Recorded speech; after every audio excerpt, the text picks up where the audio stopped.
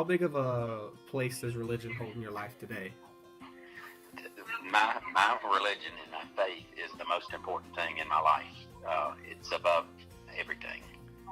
And how do you think that the role of religion plays in the world today?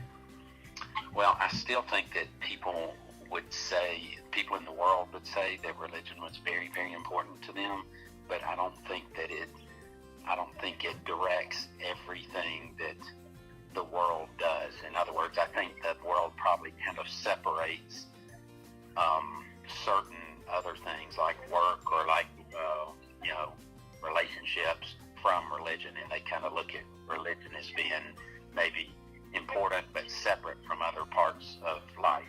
So do you think that should change or stay the same? Yeah, I think it should change. I think that that religion should be the foundation of everything: your personal life, your work, your play, the way you deal with others. In the 16th and 17th centuries, Puritans lived lives of extreme religion and devotion to God, where any unholy acts were seen as sinful and frowned upon. Do you think that America needs to fall back upon these Puritan principles today, or if they've made progress in the way we are today? I think the Puritans were closer to the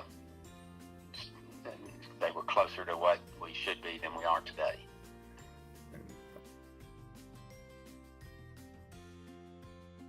And could you give, an example of like when you were fighting for something that you believe was like a just cause that, you were trying to defend what was right as a lawyer? Well, let's see a really good example of something like that. There are times when I feel like, one of my clients is basically an individual, maybe using the legal system to sort of extort money from them. And so, in instances like that, then I feel like I'm doing something that's right. Yes, sir. And trying to help them. And so each day, do you feel like you've made an impact for your cause in each lawsuit? Or? I would not say that each day that I feel like, I have made a, particularly positive impact in a cause for which I believe. But I do think on the whole that I do. So it's like anything, it has ups and downs. So when you retire, what do you want your impact to be, like for the people that you were around as you were working? I would want my clients to think that I had solved problems for them and that I had done it in a way that made them proud that I was representing them. Because to me it's a big deal, when you represent somebody, you're almost acting in their shoes. And so I would want them to be proud that I was the one I would want to solve problems to begin with, and then two, I want them to be proud that I was the one who had done it, and I had done it honorably and honestly. Yes, sir. My name is William Latham. What do you do currently? I sell property and casualty insurance for Cobbs Allen here in Birmingham. All right. What do you like to do in your free time? In my free time, I like to hunt, fish, spend time in the outdoors. I love to camp. Those are a few things I love to do.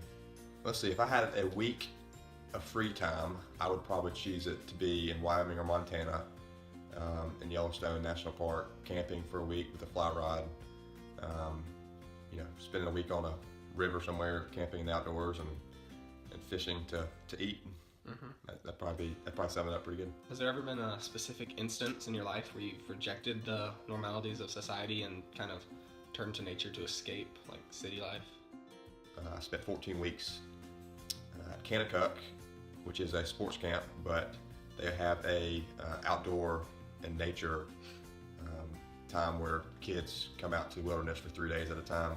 And so basically for 14 weeks, I spent time in a cave. Basically, kids would come and spend 3 days with me, and when the river was up, we'd go whitewater rafting, and then when it wasn't, we would take them to the lake where they would rappel off cliffs, and then we'd bring them back to the camp where they would sleep for 3 nights, and we'd feed them. There's a hiking cave that we had to get into by a lockbox, which was my favorite part. So basically for 14 weeks I was in the outdoors with little or no civilization, no contact, couldn't use our cell phones.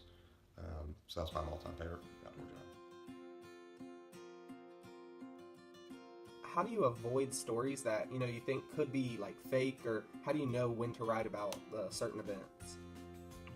Well, I really honestly think a true journalist who has been to journalism school and who is working for a newspaper or any other news outlet is striving their best to present the news in an honest format. So I don't think that that's a problem for most journalists.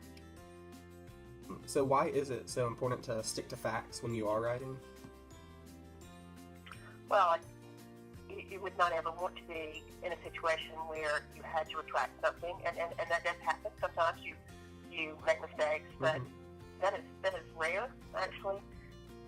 So you just always want to stick to the facts. That's the goal, is to stick to the facts. And unless you're writing opinion pieces, you don't need to delve into opinion at all. You just write about what you know to be true based on information you've obtained through research or from sources. Do you use have you ever used like pictures and stuff as you're writing to show the reality and the truth of the events, or is it mostly just what you're writing? Yes, absolutely. I think pictures, photos, are a very important way to illustrate what you're trying to present to your audience, to back up what you're saying.